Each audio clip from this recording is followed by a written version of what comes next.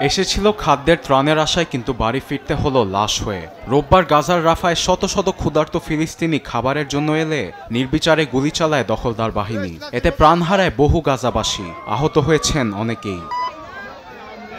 আবার রাফার পাশাপাশি নেতজারিম করিডোরেও ত্রাণের নামে ডাকা ক্ষুধার্ত ফিলিস্তিনিদের উপর গুলি চালায় ইসরায়েলি বাহিনী। এতে প্রাণহানিরও ঘটনা ঘটেছে। পুরো ঘটনার নিন্দা জানিয়েছে ফিলিস্তিনের স্বাধীনতাকামী সংগঠন হামাস। রাফারে ভয়াবহ হামলার বর্ণনা দিয়েছেন ফিলিস্তিনি মেডিকেল রিলিফ সোসাইটির পরিচালক বাজাম জাওকৌত।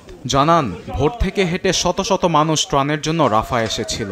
মানুষের ঢল দেখে এক পর্যায়ে নির্বিচারে গুলি ছোড়ে ইসরায়েলি বাহিনী। এতে চারিদিকে আতঙ্ক ছড়িয়ে পড়ে, দিকবিদিক ছুটতে থাকে সবাই। তবে এসব অভিযোগ অস্বীকার করেছে তেল আবিব।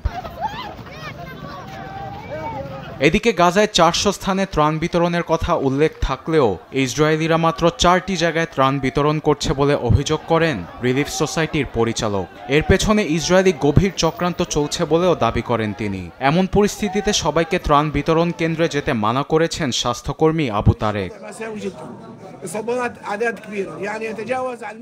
ফিলিস্তিনি সবাইকে বলবো ত্রাণ নিতে যাবেন না, গেলেই সেখানে অনিবার্য মৃত্যু অপেক্ষা করছে।